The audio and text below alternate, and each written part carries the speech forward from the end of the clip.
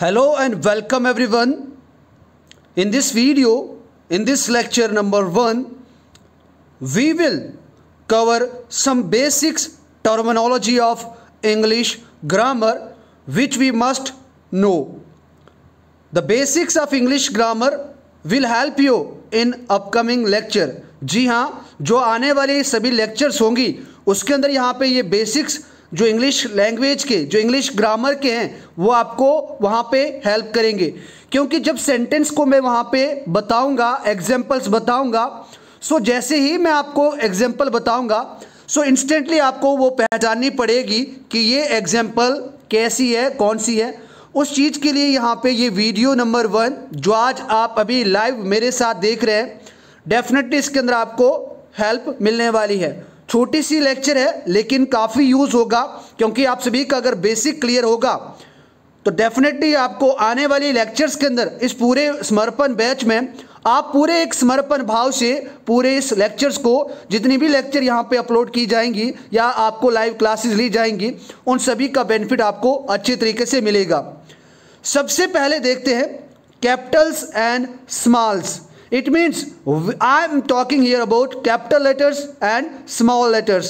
अब यहाँ पे इंग्लिश के अंदर जो अल्फ़ाबेट होते हैं वो कितने होते हैं, अक्सर स्टूडेंट के माइंड में कन्फ्यूजन रहती है। और अगर बात करें, अभी ऐसे भी लोग आपको देखने को मिलेंगे जिनको अभी तक ये भी क्लियर नहीं है अल्फ़ाबेट और यहाँ पे लेटर के बीच में क्या डिफरेंस है। बात करें यहाँ पे इंग्लिश के अंदर, आपको इंग्लिश एक अल्फ़ाबेट आपको देखने को मिलेगी। अब इस इंग्लिश के अल्फ़ाबेट के अंदर आपको 26 लेटर्स देखने को मिलेंगे। इंग्लिश इज़ एन अल्फ़ाबेट, लेकिन आप यहाँ पे इस इंग्लिश लैंग्वेज के अंदर आपको कितने मिलेंगे, आपको यहाँ पे 26 लेटर्स मिलेंगे और वो इसके क्या है, अल्फ़ाबेट है। The combination of 26 letters is known as alphabet. आपको ये नहीं बताना A is alphabet, no, A is not an alphabet, A is a letter. A क्या यहाँ पे लेटर है। And the combination, the sum of 26 letters is known as alphabet. इस तरीके से आपको ये याद रखना है, because each letter can be written as a small letter, as a large letter. Large letters are also called capital letters, और इनको कैपिटल्स भी कहा जाता है। आप सभी को पता है यहाँ पे हम इनको लार्ज कैपिटल लेटर्स के अंदर लिख सकते हैं जिनको कैपिटल्स कहा जाता है। इनको हम स्मॉल लेटर्स के अंदर लिख सकते हैं जिनको आप स्मॉल लेटर्स कहते हैं या स्मॉल्स कहते हैं। तो इस तरीके से इन दोनों की कम्बिनेशन से ये क्या बन जाता है, एक अल्फ़ाबेट बन जाता है। यानी चाहे वो फिर स्मॉल लेटर्स में हो, चाहे वो फिर कैपिटल लेटर्स के अंदर हो, लेकिन इन सभी का 26 लेटर्स के सम को यहाँ पे हम क्या कहते हैं, अल्फ़ाबेट कहते हैं।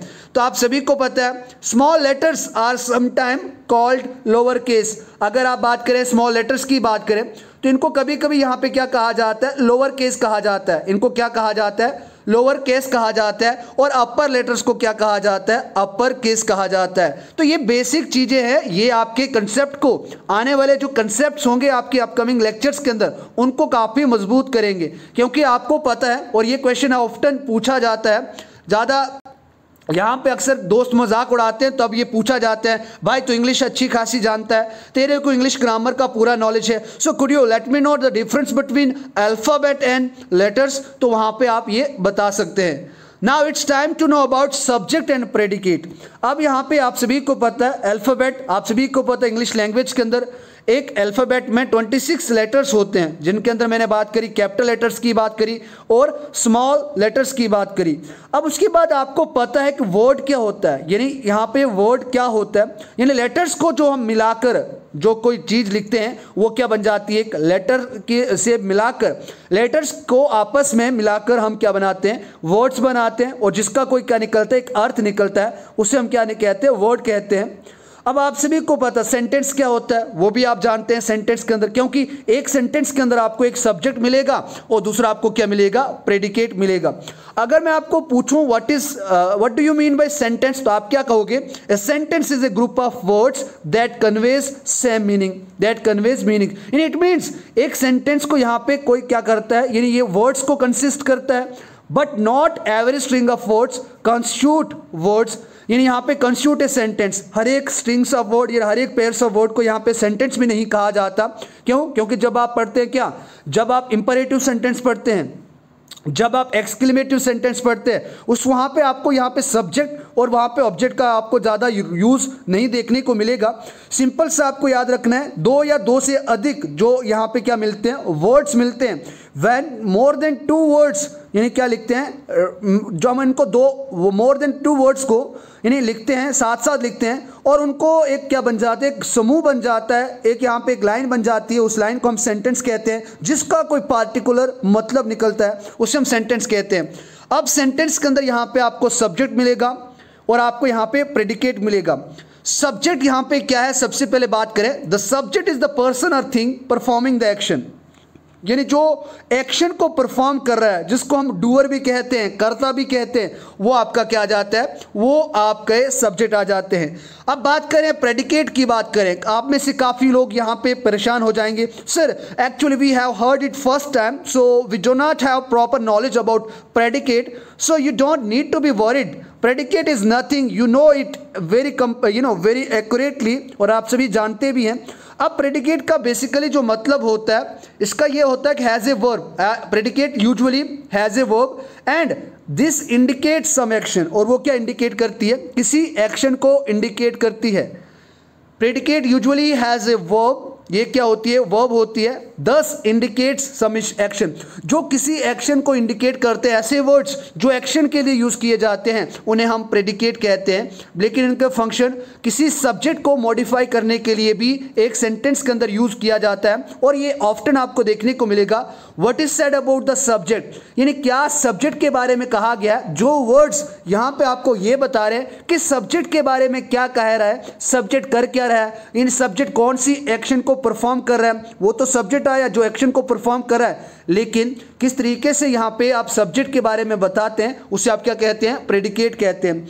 अब यहाँ पे मैं आपको ये बताऊं, सब्जेक्ट जो काम करता है उसे आप क्या कहते हैं, सब्जेक्ट कहते हैं। और सब्जेक्ट जो एक सिंपल सी बात है कि जो सब्जेक्ट एक्शन परफॉर्म करता है उस एक्शन को आप प्रेडिकेट कहते हैं। अब यहाँ पे इसके अंदर आपको सिंपल मिलेगा, कंपाउंड सेंटेंस मिलेंगे, कॉम्प्लेक्स मिलेंगे और इसके बाद आपको मिक्स्ड मिलेंगे, जिसके अंदर सिंपल, कंपाउंड कॉम्प्लेक्स आपको देखने को मिलेंगे।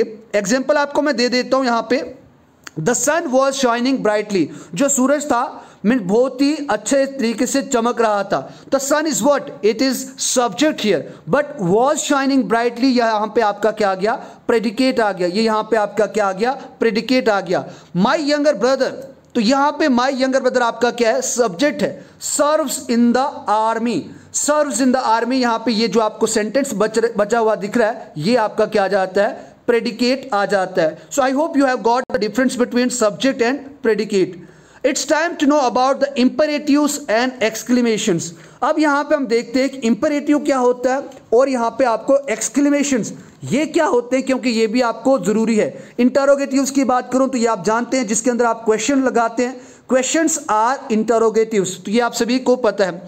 अब बात करें what is the difference between imperatives and exclamations, तो ये भी आपको यहाँ पे क्या करना है, क्लियर करना है आपका डिफरेंस जो आपको यहाँ पे बन रहा है। बात करें यहाँ पे इंपेरेटिव सेंटेंस की बात करें, इंपेरेटिव सेंटेंस ऐसे सेंटेंस होते हैं जो क्या करते हैं, यहाँ पे किसी कमांड को बताते हैं, यहाँ पे किसको बताते हैं, किसी कमांड को बताते हैं, यानी किसी कमांड हो गया, ऑर्डर हो गया, फिर रिक्वेस्ट हो गया, एडवाइस या इमरजेंसी, जब प्लीज किसी से हम इमरजेंसी रिक्वेस्ट करते हैं, इट मीन्स अगर बात करें ऑर्डर की बात करें, किसी को डायरेक्शन देना हो, किसी को कमांड देनी हो, किसी से प्रार्थना, इट मीन्स रिक्वेस्ट करनी हो, किसी की सजेशन लेनी हो, किसी को देनी हो, किसी को सलाह देनी हो, क्या किसी की सलाह लेनी हो, उसके लिए आप यहाँ पे उसको क्या कहते हैं, इंपेरेटिव कहते हैं। इंपेरेटिव मैं आपको फिर से बोल रहा हूँ, इंपेरेटिव्स आर कमांड, रिक्वेस्ट, एडवाइस, आप इसके अंदर यहाँ पे डायरेक्शन यूज कर सकते हो, सुजेशन यूज कर सकते हो, और इमरजेंसी के टाइम पे जब आप किसी से रिक्वेस्ट करते हैं, जैसे सपोज करो आपके फ्रेंड का एक्सीडेंट हो जाता है, but you do not have vehicle, but you will call to one of your renowned personality of your village, तो आप उनको रिक्वेस्ट करोगे because your friend has got wound and आपको उनको हॉस्पिटल लेके जाना, at that time you will do emergency plea. अब यहाँ पे है गो देयर, देखो यहाँ पे है गो देयर कि वहां जाओ, it is what, it is an imperative sentence. आप ऐसे भी कह सकते हो शट द डोर, यहां पे आप ऑर्डर दे रहे हो, यहां पे आप किसी को डायरेक्शन कमांड दे रहे हो, आप बोलोगे you must have to consult a good physician, तो ये एक सेंटेंस बन गया। बट जब आप ऐसा कहोगे कंसल्ट ए गुड फिजिशियन, आपको किसी अच्छे फिजिशियन से जांच करवानी चाहिए, उसको दिखाना चाहिए, उसको आप क्या कहते हैं, इंपेरेटिव कहते हैं। It is imperative that you live today, ये यहां पे जरूरी है, ये आपको आदेश मिल रहा है कि आज आपको यहां से जाना है। Please open the door for her, उस लड़की के लिए दरवाजा खोल दो। So this is what, this is an imperative sentence. ये सभी के सभी सेंटेंस आपको क्या मिल रहे हैं, इंपेरेटिव सेंटेंस देखने को मिल रहे हैं। अब बात करें मोस्ट एक्सक्लेमेशंस की बात करें, तो ये एक्सक्लेमेशंस की बात क्या है कि जिसके अंदर एक वर्ब खाली काम करता हो, यानी एक वर्ब ही अपने सभी काम को करता हो, एक एक्शन ही सभी मीनिंग को निकालता हो। मोस्टली जो आपको एक्सक्लेमेशन देखने को मिलेंगे वो आपको अकेले देखने को मिलेंगे। Making for very short sentence, और इनका यूज हमेशा हम कब करते हैं, जब आपको काफी छोटे छोटे सेंटेंसेस को बनाना होता है। Sentences can be exclamations if they contain a strong emotion or opinion। आपको बस ये याद रखना है कि जब भी किसी सेंटेंस के अंदर, आपके सेंटेंस के अंदर अगर वहां पे इमोशन का यूज हो रहा है, ओपिनियंस हो रहे हैं, तो वो आपका एक्सक्लेमेशन सेंटेंस हो जाता है। वो आपका क्या हो जाता है, एक्सक्लेमेशन, जिसको हम यहां पे क्या कहते हैं, एक्सक्लेमेटरी सेंटेंस कह जाते हैं। क्योंकि इसके अंदर आपको अफसोस की बात होगी, आपको यहां पे पेन, दुख की बात होगी, सरप्राइज की बात होगी, हैप्पीनेस की बात होगी, उसके बाद आपको यहां पे शाबाशी मिलेगी, यहां पे आपको क्या मिलेगी, एक शाबाशी मिलेगी। तो इस प्रकार के आपको सेंटेंस देखने को मिलेंगे। इन सभी को हम क्या कहेंगे, इन सभी को हम एक्सक्लेमेशन या एक्सक्लेमेटरी सेंटेंस कहते हैं। जैसे वाह, क्या यहां पे वाह, आप बोलोगे hurrah, we have won the match, तो ये क्या है, ये यहां पे फीलिंग्स को एक्सप्रेस कर रहा है। ये यहां पे आपके जो अंदर, आपके अंदर जो अफसोस है, जो दुख है, जो सरप्राइज, सुजेशन यानी जो हैप्पीनेस है, उसको यहां पे शो कर रहा है। उसके बाद wow what a great day, कितना अच्छा दिन है, कितना महान दिन है। तो इस तरीके से जब भी आपको यहाँ पे इमोशन, आपकी इमोशन के अंदर दुख आता है, आपके इमोशन के अंदर हैप्पीनेस आती है, आपके इमोशन के अंदर एंगर आता है, तो इस तरीके से ये यहाँ पे कवर करते हैं। और आपके ओपिनियंस को भी यहाँ पे एक्सक्लेमेटरी सेंटेंस के अंदर, जिसको आप एक्सक्लेमेशन के नाम से जानते हैं, वो आ जाता है। तो I hope this is clear to everyone. अब यहां पे बात करते हैं, क्लॉज की बात करेंगे कि क्लॉज क्या होता है। When I shall be teaching you about the clause, eight that time I also cover this portion of clause and I will definitely make you understand briefly recording clause. अब यहां पे छोटे छोटे आइडिया लेके चले। Clause is a group of words that forms part of sentence, यानी simple का मतलब ये है, आपको ये समझना है कि क्लॉज की बात करें, ये ग्रुप ऑफ वर्ड्स होते हैं जो क्या करते हैं, एक सेंटेंस को फॉर्म करते हैं। क्यों, क्योंकि एक क्लॉज के अंदर आपको यहां पे क्या क्या देखने को मिलेगा, एक क्लॉज के अंदर आपको एक तो यहां पे फाइनाइट वर्ब देखने को मिलेगा, और एक वहां पे आपको सब्जेक्ट मिलेगा ही मिलेगा, तभी जाके वो क्लॉज बनेगा। और ऐसे सेंटेंस जिनके अंदर एक सब्जेक्ट और एक वर्ब होता है, उसे आप क्लॉज कहते हैं। बस आपको इतना ही याद रखना है। बात करें इसके अंदर आपको टाइप्स मिलेंगी, प्रिंसिपल क्लॉज मिलेगी। अब प्रिंसिपल क्लॉज क्या होती है, प्रिंसिपल क्लॉज ऐसी क्लॉज होती है जो खुद में एक इंडिपेंडेंट होती है। बस आपको इतना याद रखनी है कि जो खुद में एक आज़ाद रहती हैं, स्वतंत्र रहती हैं, जो खुद में इंडिपेंडेंट रहती हैं, यानी इसका मतलब यह है कि जिसका पूरा मीनिंग निकलता हो, उसे आप क्या कहते हैं, प्रिंसिपल क्लॉज कहते हैं, या फिर आप इसको आप इंडिपेंडेंट क्लॉज कहते हैं। आप इसको प्रिंसिपल क्लॉज भी कहते हैं, जिसका पूरा खुद में ही मतलब निकल जाता है, जिसका पूरा का पूरा खुद ही अर्थ निकल जाता है। ऐसे सेंटेंस जो पूरा मीनिंग निकाल देते हैं, उन्हें आप क्या कहते हैं, उन्हें आप प्रिंसिपल क्लॉज या फिर आप इंडिपेंडेंट क्लॉज कहते हैं। इट कैन स्टैंड अलोन, मैंने आपको कहा अलोन एज ए सेंटेंस, ये एक सेंटेंस के अंदर अकेले भी यूज किए जा सकते हैं। Because the independent clause is a short sentence. अगर बात करें, ये शॉर्ट सेंटेंसेस होते हैं। बात करें यहाँ पे सबऑर्डिनेट क्लॉज की बात करें, अब यहाँ पे आपको सबऑर्डिनेट क्लॉज भी देखने को मिलेंगे, उसके बाद कोऑर्डिनेट क्लॉज भी देखने को मिलेंगे। इन सभी के मैं ब्रीफ में बात करूंगा, लेकिन आपको ये छोटी छोटी जो टर्म आपको आने वाली लेक्चर्स के अंदर कंफ्यूज कर सकती हैं, ये मैं पहले ही क्लियर करना चाहता हूँ। बात करें सबऑर्डिनेट क्लॉज की बात करें, ये क्लॉज जो होता है वो क्या होते हैं, इंडिपेंडेंट क्लॉज नहीं होते हैं। जिस तरीके से प्रिंसिपल क्लॉज को मैंने इंडिपेंडेंट क्लॉज किया, इनको पूरी आज़ादी होती है, लेकिन बात करें यहाँ पे सबऑर्डिनेट क्लॉज की बात करें तो ये पूरे इंडिपेंडेंट क्लॉज नहीं होते हैं। इसका मतलब यह है कि इनका मीनिंग पूरा नहीं निकलता है। जिनका पूरा मीनिंग निकलता है उनको हम प्रिंसिपल क्लॉज कहते हैं, जिनका पूरा मीनिंग नहीं निकलता है उनको हम क्या कहते हैं, सब ऑर्डिनेट क्लॉज कहते हैं। अब भाई यहाँ पे आपको एडजेक्टिव देखने को मिलेगा, एडवर्ब इनके अंदर नाउन देखने को मिलेगा। ये यूजुअली इनको डिपेंडेंट क्लॉज भी कहते हैं। क्यों? क्योंकि ये किसी दूसरे सेंटेंस के ऊपर डिपेंड रहते हैं, क्योंकि ये किसी दूसरे सेंटेंस के ऊपर डिपेंड रहते हैं, क्योंकि इनका खुद तो अपना मतलब निकलता नहीं है, इसीलिए ये क्लॉज किसी दूसरे क्लॉज पर निर्भर होती है। इसीलिए आप इसको क्या कहते हैं, सब ऑर्डिनेट क्लॉज कहते हैं। इसको यहाँ पे सब ऑर्डिनेटिंग कंजक्शन भी कहा जाता है। जैसे इसके अगर एग्जाम्पल दूं मैं, बिकॉज हम लगाते हैं ना किसी सेंटेंस के बाद, बिकॉज आई ईट, क्या खाते हो, पूरा मतलब नहीं निकल रहा है। अगर मैं बोलता आई ईट फूड तो ये क्या हो जाता है, एक क्लॉज हो जाता है, वो प्रिंसिपल क्लॉज। लेकिन मैंने कहा आई ईट, इसके बाद आप बोलोगे because I eat, because I love to eat, तो ये यहाँ पे आपके एक पूरा सेंटेंस बन जाता है। तो इसीलिए यहाँ पे सबऑर्डिनेट क्लॉज को क्या कहा जाता है, डिपेंडेंट क्लॉज कहा जाता है, क्योंकि ये किसी दूसरे पे डिपेंड रहता है। अब इसके अंदर आपको यहाँ पे नाउन क्लॉज देखने को मिलेगी, एडजेक्टिव क्लॉज देखने को मिलेगी, मैंने अभी बात करा, और यहाँ पे आपको एडवर्ब क्लॉज देखने को मिलेगी। ये हम डिस्कस अगली लेक्चर के अंदर जब इसके बारे में पढ़ेंगे करेंगे। उसके बाद यहाँ पे पार्ट ऑफ स्पीच, जिसको हमने शुरू में मेन लेक्चर से शुरू करेंगे और अगली लेक्चर आपको जो 2 दिन के बाद मिलेगी। एक बात दूसरी याद रखें, आज लेक्चर हुई, कल नहीं अपलोड होगी, परसों आपकी ये लेक्चर अपलोड होगी। तो यहाँ पे जो दूसरी लेक्चर है आपको एक दिन छोड़ के एक दिन मिलेगी। तो पार्ट ऑफ स्पीच कुछ दिनों तक, उसके बाद हम कंटिन्यू कर देंगे। तो पार्ट ऑफ स्पीच का मतलब होता है पार्ट ऑफ इंग्लिश, यानी ऐसे यहाँ पे छोटे छोटे टुकड़े जिनको मिलाकर इंग्लिश पूरी बनी है, उन्हें आप क्या कहते हैं, पार्ट ऑफ स्पीच कहते हैं। अब बात करें ट्रेडिशनल ग्रामर की बात करें, तो यहाँ पे आपको ट्रेडिशनल ग्रामर जो है वो क्या क्लासिफाई करता है, यहाँ पे जो इनके वर्डिंग होती है वो 8 पार्ट्स ऑफ स्पीच के ऊपर डिपेंड रहती है। उनमें बात करें वर्ब की बात करें, नाउन की बात करें, प्रोनाउन की बात करें, एडजेक्टिव की बात करें, एडवर्ब की बात करें, प्रीपोजिशन की बात करें, कंजक्शन की बात करें और इंटरजेक्शन की बात करें। आई होप ये आपको आता है। अगर नहीं आता है, एक बार आप उनको अच्छे तरीके से छोटे छोटे डेफिनेशंस को देख लें, क्योंकि इसके अंदर से कुछ टॉपिक मैंने डिस्कस करे थे आपके सिलेबस वाले पोर्शन के अंदर, उन्हीं टॉपिक्स को मैं कवर करूंगा और इसके साथ दूसरे को भी करेंगे, लेकिन थोड़ा लाइटली करेंगे। जो इंपॉर्टेंट टॉपिक है पार्ट ऑफ स्पीच से, यह आपको काफ़ी एंटोनियम्स और सिनोनिम्स के अंदर हेल्प पहुंचाता है पार्ट ऑफ स्पीच, इसीलिए इसको आप अच्छे तरीके से देख लें। क्योंकि हर एक पार्ट ऑफ स्पीच का जो पार्ट है वो explains not what the word is.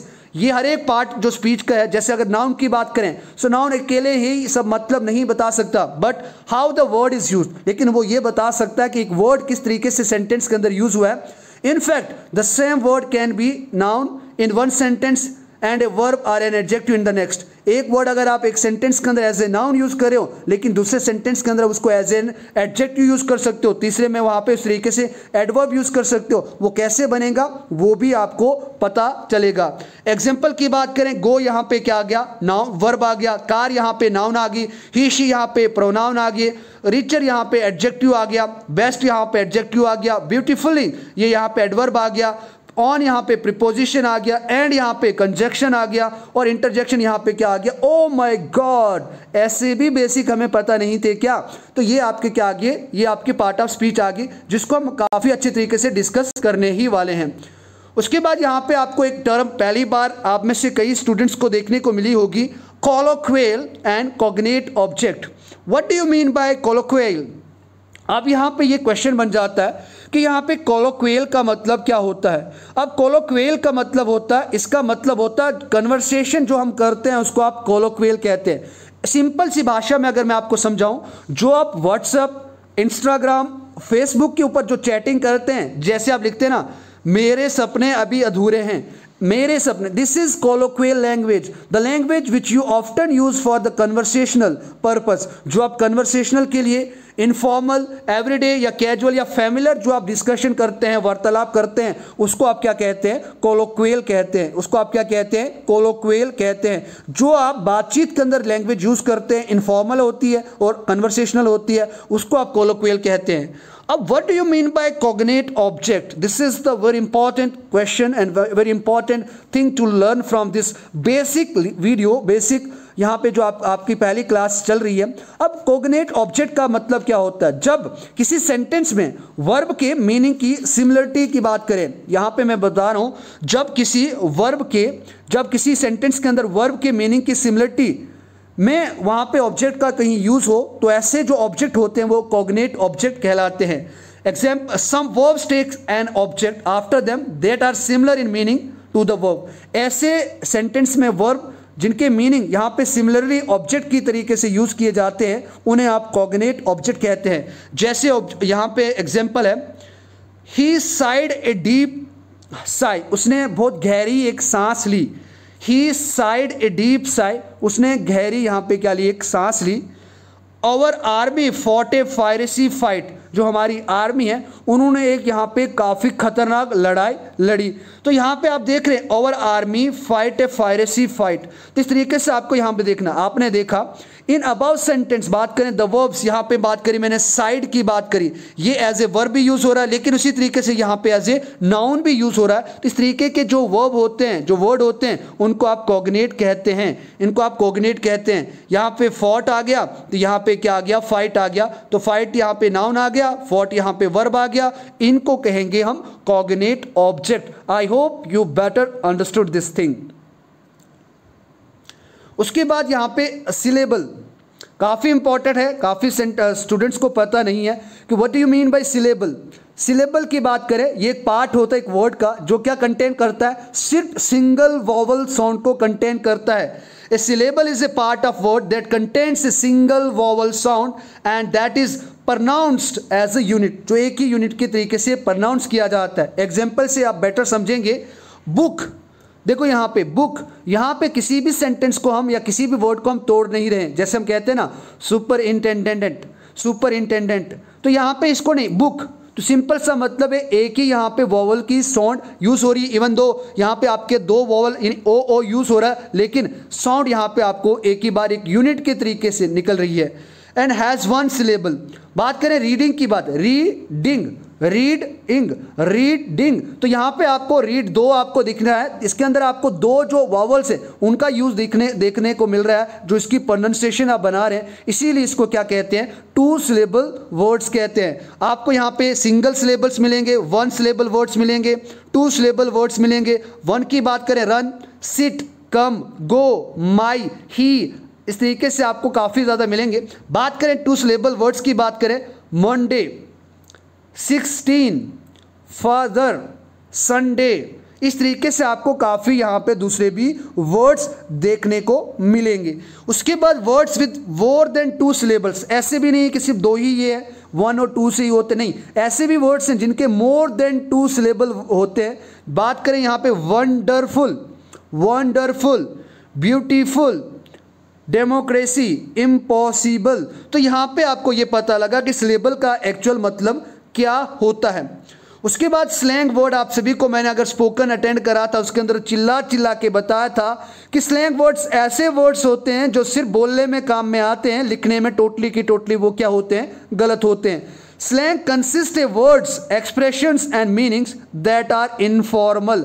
ये यहाँ पे कोलोक्वियल की एक यहाँ पे ग्रुप से आ जाता है स्लैंग, जो सिर्फ यहाँ पे बोलने के अंदर यूज़ किया जाता है। ऑप्शनली या आप रिटनली इसको क्या मानते हैं, इनकरेक्ट मानते हैं। सिंपल से आपको ये याद रखना, जैसे वांट टू को यहाँ पे वाना कहा जाता है, हैव टू को यहाँ पे हाफ्टा कहा जाता है, सॉर्ट ऑफ, ये नाम कहते हैं what sort of person you are, इसको यहाँ पे सॉर्ट ऑफ को सोटा कहा जाता है। डोंट नो, यहाँ पे इसको क्या कहा जाता है, डुन्नो कहा जाता है। इस तरीके से वुड्डा, शुड्डा, हाफ्टा, ये सभी आपको यहाँ पे देखने को मिलेगा, गोटा। तो ये स्लैंग वर्ड्स होते हैं। स्लैंग वर्ड ऐसे वर्ड्स होते हैं जो सिर्फ बोलने में काम में आते हैं, लिखने में टोटली के टोटली क्या होते हैं, गलत होते हैं, और इनको हम लिख भी नहीं सकते। उसके बाद यहां पे आपको एक चीज मिलेगी, सब्जेक्ट वर्ब एग्रीमेंट। देखो आपको टेंस पता है, टेंस क्या होता है, उसके बाद सीक्वेंस पता है उसकी, नाउन क्या होता है, कंजक्शन क्या होता है, एडवर्ब क्या होता है, प्रोनाउन क्या होता है, प्रीपोजिशन क्या होता है, and what you don't know I am here to make you understand only that basic terminologies of this English grammar. बात करें यहाँ पे सब्जेक्ट वर्ब एग्रीमेंट, इसका मतलब यह है एक सब्जेक्ट का एक एग्रीमेंट साइन होता है किसके साथ, वर्ब के साथ, ताकि उसकी सेंस को पूरा करने में वो उसकी हेल्प कर पाए। बात करें ए काइट फ्लाइज, तो देखो यहाँ पे ए काइट, यहाँ पे एक ही काइट है, इसके साथ हमने एस लगाया, ए काइट फ्लाइज, तो ये यहाँ पे एक सब्जेक्ट वर्ब एग्रीमेंट बनता है। उसके बाद बर्ड्स फ्लाई, तो बर्ड्स यहाँ पे प्लूरल थे, काफ़ी थे, जिसके साथ हमने वर्ब के साथ क्या लगाया, कुछ नहीं लगाया, सेम लगाया। लेकिन ऊपर वाले एग्जाम्पल में आप देख रहे हैं यहाँ पे सिंगुलर, यहाँ पे कोई सब्जेक्ट था, उसके साथ हमने एस लगाया। लेकिन जब आपके पास कोई प्लूरल सब्जेक्ट हो, उसके साथ आप वर्ब के साथ एस या कुछ और नहीं लगा सकते। तो ये यहाँ से ये शो करता है कि यहाँ पे एक एग्रीमेंट इनके बीच बना है, ऐसी कंडीशन पे ऐसा चीज यहाँ पे यूज हो गया, पीपल वर्क, ही स्पीक्स। तो इस तरीके से आपको ये सब्जेक्ट वर्ब एग्रीमेंट देखने को मिलेगा और काफी इंपॉर्टेंट ये टॉपिक भी है। बात करें अब यहाँ पे वीक वर्ब्स क्या होते हैं।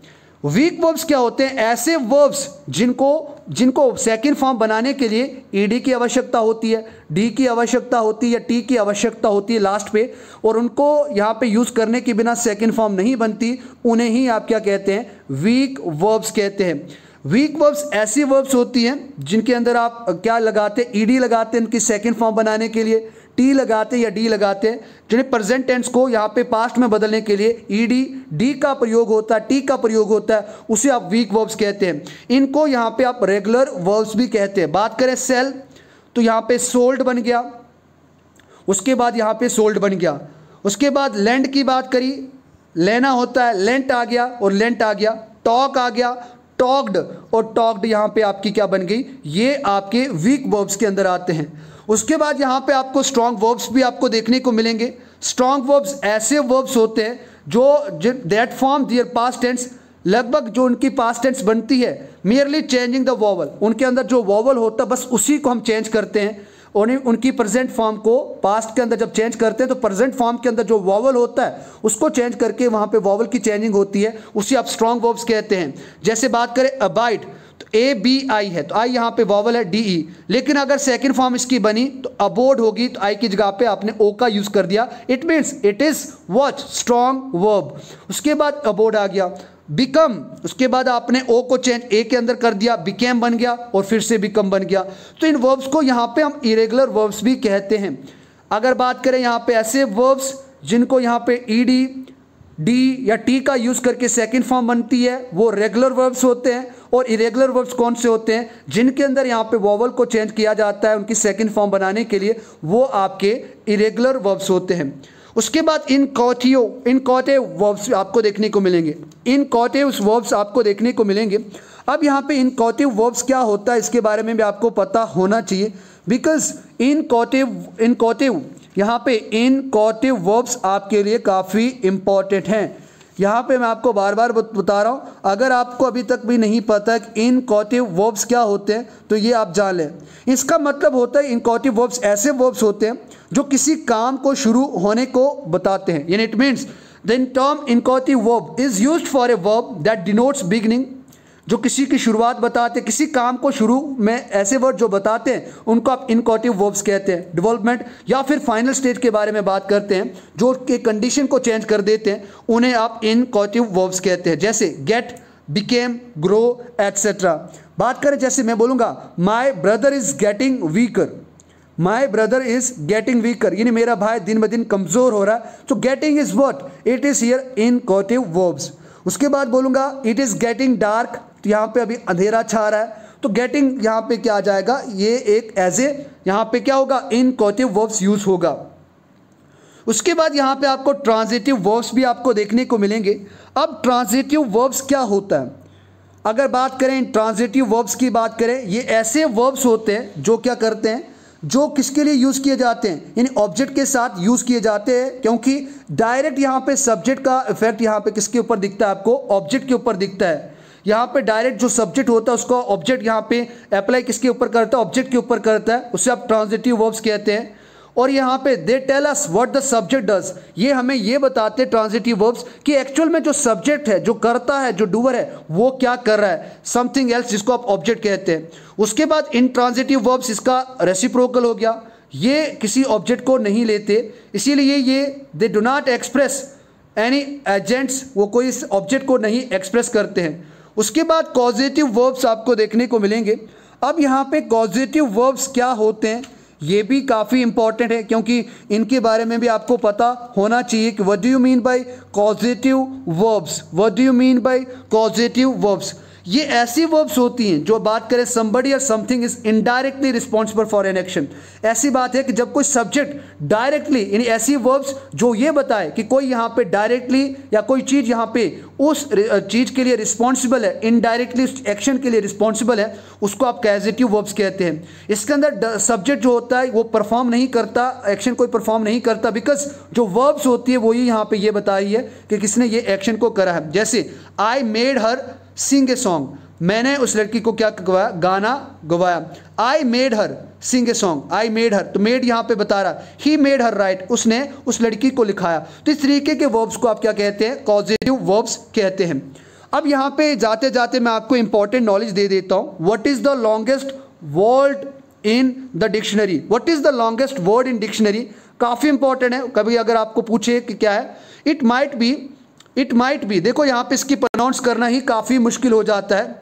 इट माइट बी ये भी हो सकता है आपका, यानी जो अगर बात करें इट माइट बी सुपर कैली। देखो आप इसको तोड़ तोड़ के आपको प्रोनाउंस कैसे करना है, आप सबसे पहले सुपर को अलग करें, उसके बाद कैली को अलग करें, उसके बाद फ्रेजलिस्टिक को अलग करें, उसके बाद यहाँ पे आप एक्स पेलाडेशियस, तो इसका मतलब है सुपर कैली फ्रेगलिस्टिक एक्सप्लेडिशियस। तो ये यहाँ पे इसका मतलब हो जाता है, तो ये हो सकता है। लेकिन अगर बात करें ऑक्सफोर्ड डिक्शनरी के हिसाब से ये तो वर्ड बताया गया है, लेकिन बात करें unless we want to count disease, अगर हम डिजीज की बात करें तो वहाँ पे आपको इंग्लिश ऑक्सफोर्ड डिक्शनरी के द्वारा जो सबसे बड़ा यहाँ पे क्या बताया गया है, वर्ड बताया गया है, वो है आपका देखो यहाँ पे निमोना अल्ट्रा माइक्रोस्कोपिक सिल्को वोल्कोनाइसिस, यहाँ पे निमोनिया अल्ट्रो माइक्रोस्कोपिक सिल्का वोल्कोनाइसिस, तो यहाँ पे वोल्कोनाइसिस, तो ये यहाँ पे आपको एक इंपॉर्टेंट सबसे लॉन्गेस्ट वर्ड आपको ऑक्सफोर्ड डिक्शनरी के अंदर जो बताया गया वो आपको देखने को मिलेगा। तो ये यहाँ पे एक फैक्टिशियस वर्ड है जो ये बताता है कि ये वर्ड यहाँ पे एक लंग डिजीज का नाम है जो डायरेक्टली किससे होती है, इनहेलेशन, यानी जब हम सांस लेते हैं और छोड़ते हैं उसकी प्रॉब्लम से होती है। और ये यहाँ पे जो सिल्का डस्ट होती है उससे जनरली ये बीमारी कॉज होती है, तो ये अस्थमा की प्रॉब्लम को भी कॉज करते हैं। तो ये यहाँ पे आपको याद रखना है। यहाँ पे इंग्लिश के लॉन्गेस्ट वर्ड मैंने आपको बता दिया, निमोनियो अल्ट्रा माइक्रोस्कोपिक्स सिल्को वोल्कोनाइसिस, इसको आप क्या लॉन्गेस्ट वर्ड कहते हैं। अब आपने सुना होगा what is ambiguity in writing. Ambiguity एक राइटिंग के अंदर किस तरीके से होती है, अक्सर ये राइटर यूज करते हैं। अब एम्बिग्यूटी का मतलब क्या होता है, एम्बिग्यूटी इन राइटिंग का मतलब ये होता है when it's meaning can not be understood by it's context.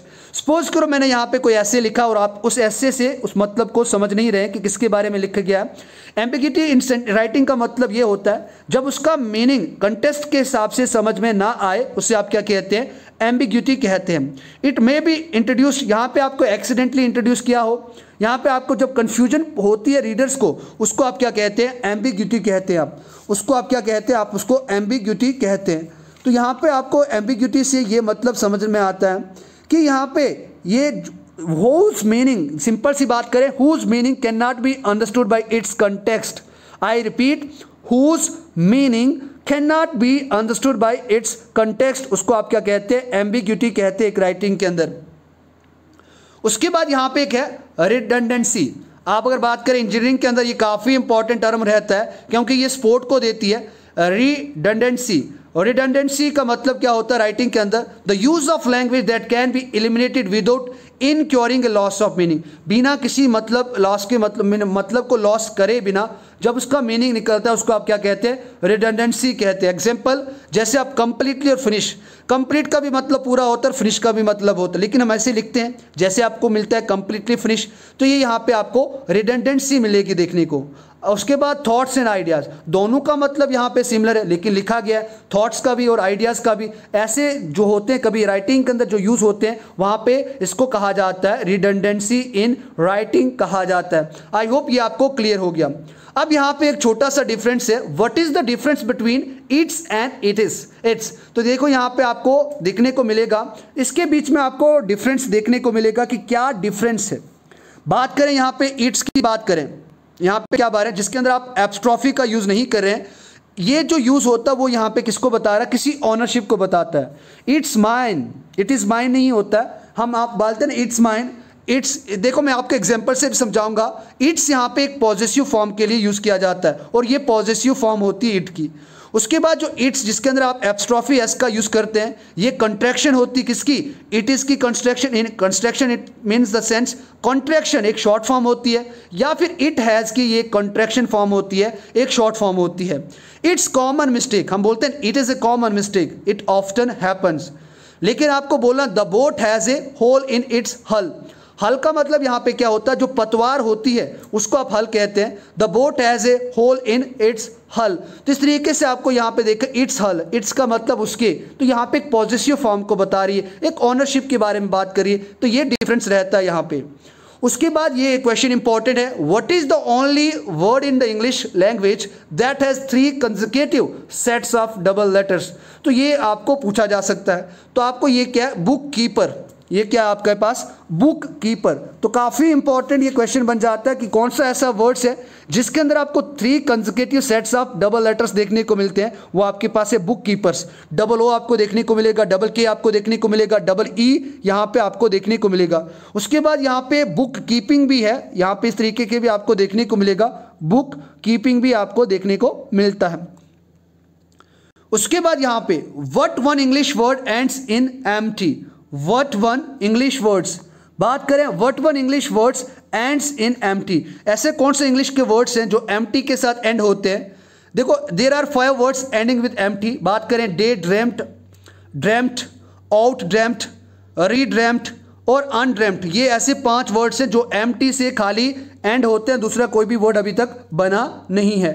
तो काफ़ी इंपॉर्टेंट नॉलेज है आप सभी के लिए। आई होप यू ऑल